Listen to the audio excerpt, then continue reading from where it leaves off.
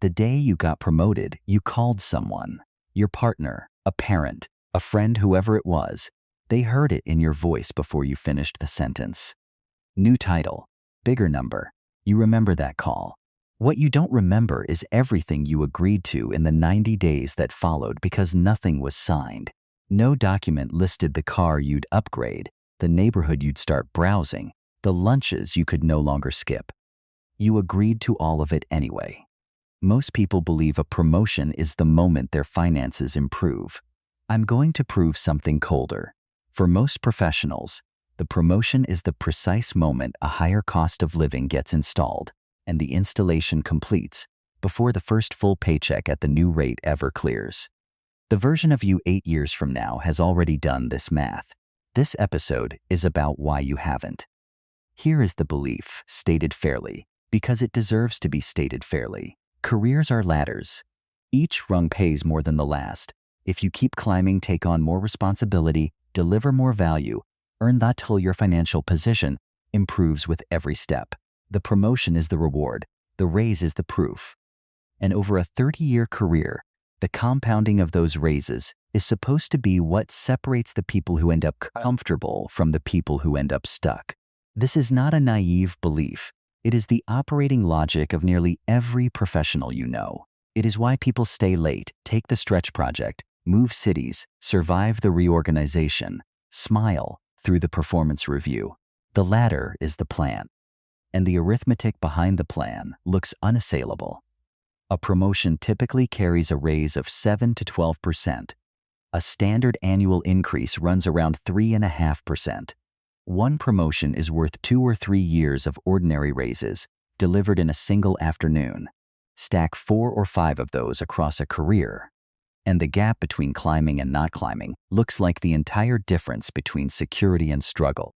So when the offer comes, nobody hesitates.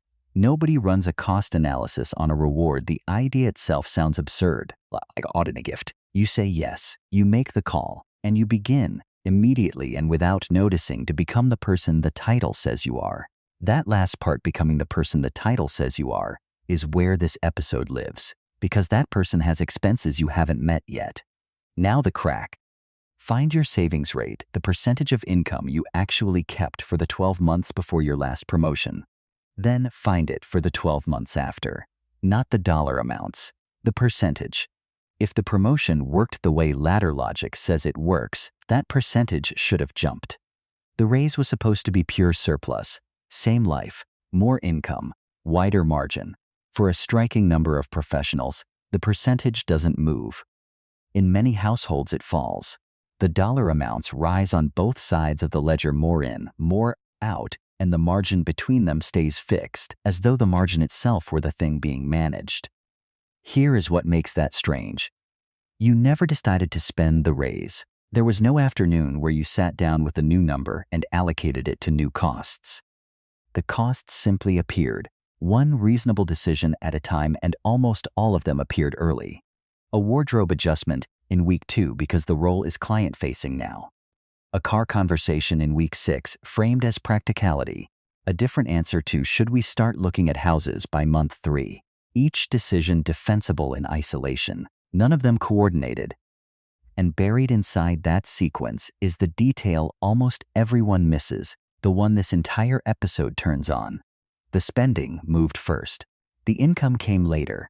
Check your own statements if you doubt it. The dates don't lie. The new cost cluster inside the first quarter after the announcement, before the new salary has finished arriving, sometimes before it has started. You spent the raise before you received it. The question is how that's even possible, and the answer has nothing to do with your discipline. The mechanism is called the promotion cost trap, and to see it clearly, you have to start with how promotions are priced, because they are priced deliberately by people whose entire profession is pricing them. Inside any sizable company sits a compensation function. Its mandate is double-edged. Keep pay competitive enough to retain people and controlled enough to protect margin. The modern version of this system, salary grades, bands, calibrated step increases, was built out across corporate America in the mid-20th century, and the promotional increase became one of its most precisely tuned instruments. Standard compensation guidance puts a 1-grade promotional increase at roughly 7 to 12%, enough to feel meaningful against the 3.5% annual baseline, almost always far less than the increase in responsibility, hours, and output the new role extracts. That gap is not an oversight. It is the product.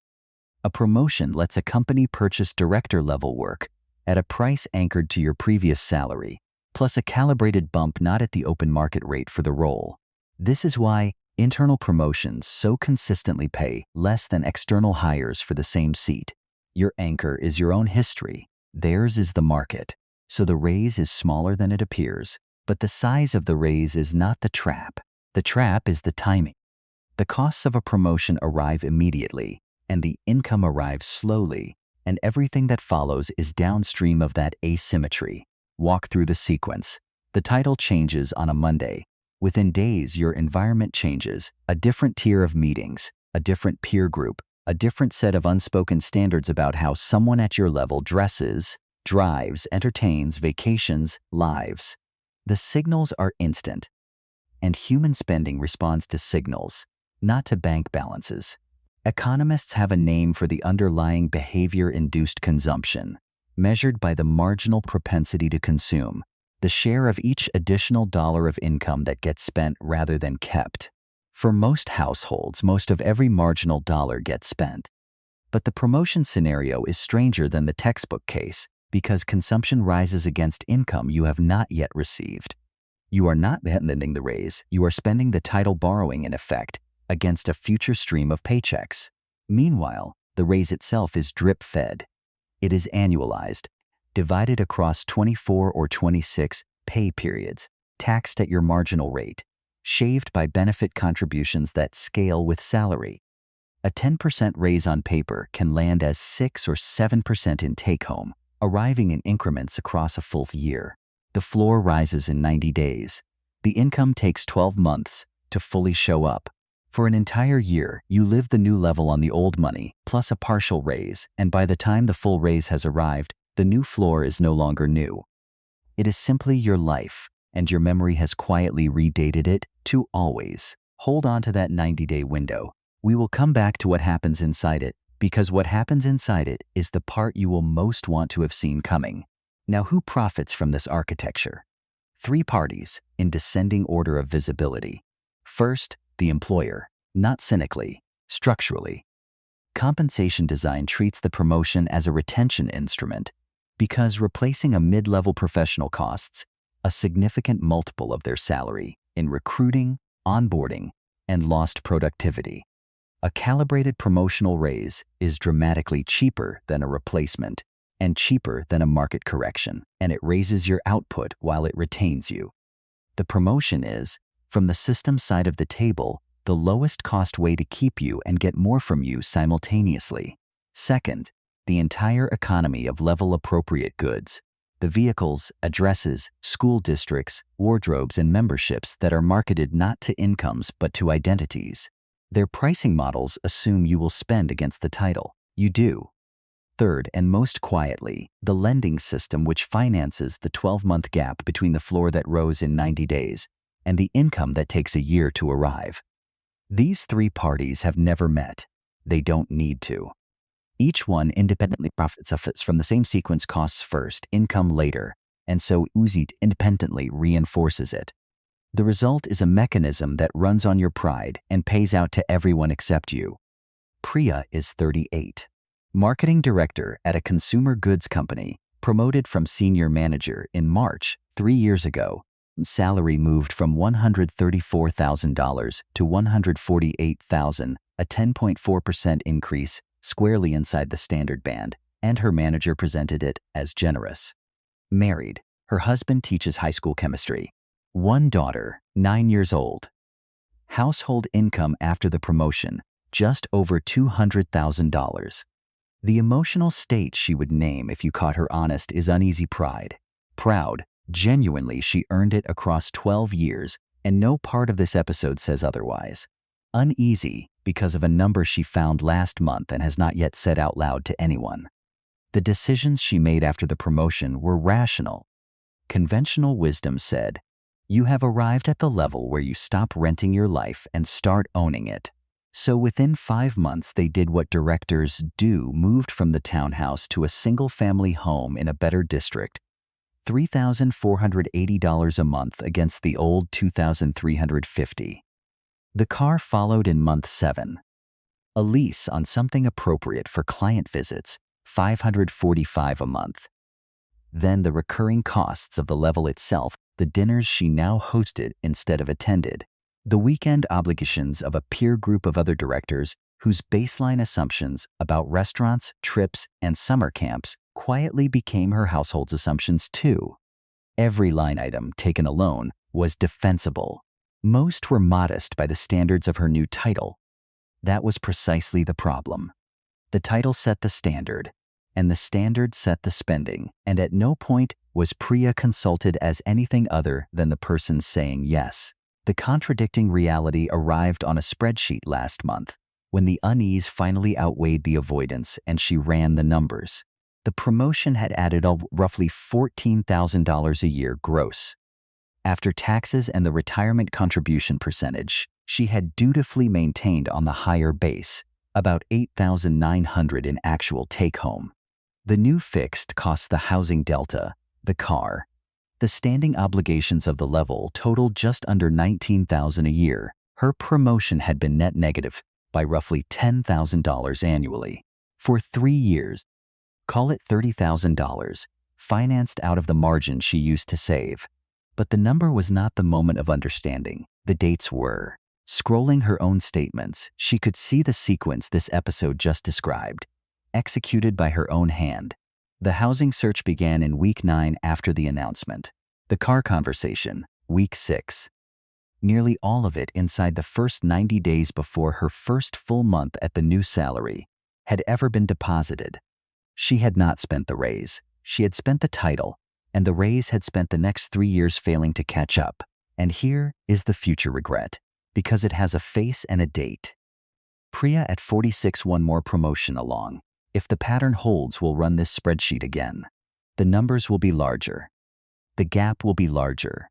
And the sentence she will say to herself at 46 is one she could say today. And won't, I knew at 38 and I climbed anyway. The VP role is probably 18 months out. She wants it. That is the part she finds hardest to admit. The pride is still real, still warm, still performing exactly the function it was designed to perform. The pride and the unease live in the same room now. Neither one is Scale it, and to be clear, what follows is a constructed scenario built on real benchmarks, not a study. Take a company of 1,000 employees. Recent compensation data puts annual promotion rates around 4%, so call it 40 promotions a year, each carrying the calibrated 7 to 12% increase. On an average salary base, that is somewhere near $400,000 a year in promotional, raises a rounding error against the payroll, and a fraction of what even a modest uptick in attrition would cost the same company in recruiting and lost productivity. 40 people a year get the call, make their own call, and enter their own 90-day window. The company's retention metrics improve. The local market for level-appropriate housing, vehicles, and schools absorbs 40 newly installed floors. The lenders finance 40 12-month gaps. Now run the scenario forward, because this is the future regret part, and the future is where the bill lives. Those 40 people are on a conveyor that repeats every 3 to 5 years. Each cycle, the floor steps up first and the income trails it. By the 3rd or 4th promotion, you have produced something the system never has to name: a cohort of senior professionals earning multiples of the median income, who cannot absorb a 6-month interruption, whose entire compensation history has been converted, 90 days at a time, into fixed obligation. They are the most promoted people in the building and the least able to leave it. Extend the same conveyor across an economy and across 30 years. And you get a managerial generation that arrives at 60 having won every rung and discovers, running the spreadsheet Priya ran early, that the ladder was load-bearing in the wrong direction. The regret is not that they climbed. The regret is that no one ever showed them the sequence, that every reward they accepted repriced their life before it paid them, and that the repricing unlike the raise, was never reversible in practice. The system does not need that regret to stay hidden forever. It only needs it to stay hidden until the floor is set. So redefine the word, because the word is doing the trap's work. A promotion is not a reward. A reward is something you receive. A promotion is a repricing of your time, your obligations, your peer group, and your baseline executed on a delay, with the costs front-loaded into 90 days and the compensation drip-fed across a year. The pride you feel is real, and nothing here asks you to surrender it. It was earned. But notice what the pride was attached to. A title, which is to say a price signal, which is to say an instruction set for spending that arrives faster than money does. Once you see the promotion as a repricing, the unit of career progress changes underneath you. Progress was never the title, and it was never even the income. Progress is the distance between your floor and your income, measured over time, and a promotion that raises the floor faster than the income is not progress wearing a suit. It is the opposite, arriving with applause. This is not an argument against ambition. Ambition is not the mechanism. The mechanism is a compensation architecture that learned, decades ago, that the cheapest way to retain a person is to hand them a reason to need the job more, and that the person will install that reason themselves proudly in the first 90 days, free of charge. You have been the installer. That is the uncomfortable part. The useful part is that an installer who can see the blueprint is a different person on the day the next title arrives. Not immune, different. The next call you make from that conference room can be the same call in the same proud voice made someone who knows the floor is listening. The most dangerous debt isn't on your credit card. It's the life you borrowed. And one more thing before you go. When Priya finally sat down to learn what her promotion had actually paid her after taxes, contributions, deductions, and the costs attached to the title, it took her a full weekend, 3 browser tabs, and a spreadsheet she had to build herself. The math of her own money required a research project. That difficulty is not incidental, and it is not your failure. Next episode: why your finances were made too complicated to manage alone, and exactly who gets paid the moment you give up trying.